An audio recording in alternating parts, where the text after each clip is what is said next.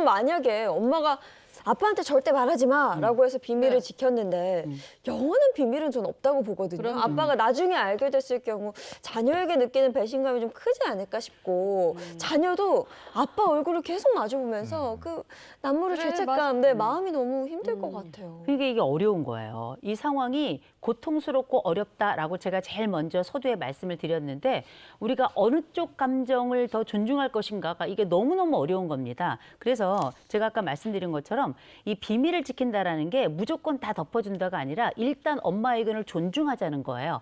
회복할 수 있는 여지를 만들어내자는 건데 제가 가능하면 이 자녀들이 남편보다 더 의미가 있다라고 가끔 말씀드리는데 그게 뭐냐면 아이들의 호소에는 더 빨리 회복 지점으로 돌아오는 경우가 훨씬 더 많습니다. 배우자의 호소보다.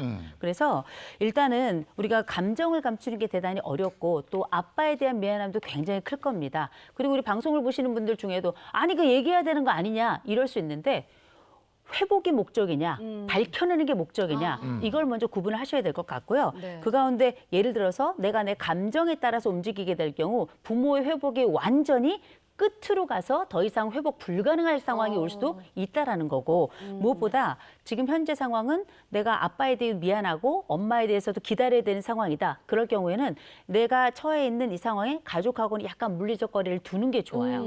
기다리는 동안에 나를 추스리고 내 아빠에 대한 미안한 감정도 조금 줄이는 과정이죠.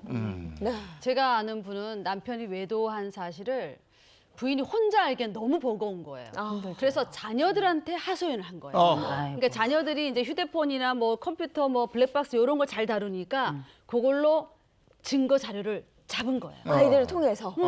근데 저는 애들 통해서 그렇게 뭐 증거 자료 작성하는 거 이건 별로 좋지 않을 것 같거든요. 너무 그건 답답해서 그렇게 하셨는데. 정말 중요한 말씀이에요. 예. 이거는 실제 자녀가 어릴수록 더합니다. 보통 어떤 부모가 어려움이 생기거나 문제가 생겼을 때 부모들이 자녀들을 끌어들여서 나 이렇게 힘들어 이렇게 도와줘. 말씀하시는데 네. 이걸 전문 용어로는 삼각관계를 만들었다라고 이야기합니다. 이 삼각관계라고 하는 거는 감정적으로 또 다른 사람을 편입시켜가지고 내 편을 만들어서 또 다른 배우자에게 대응하는 방식인데 대개 그렇게 끌어들이는 사람이 자녀인 경우예요. 네. 이런 경우가 생겨날 경우 자녀는 어떻게 하라는 겁니까? 그래. 자녀를 보고 지금 그러면 이 두 가지 의미겠죠. 하나, 네 아버지가 가지고 있는 혹은 네 어머니가 보여줬던 이 행동이 부정하다는 걸 명확하게 해서 내가 얼마나 힘들고 어려운지를 얘기하고 싶다는 건데 네. 그 대상이 굳이 자녀여야 되는 이유는 딱히 말할 사람이 없기 때문이긴 할 거예요.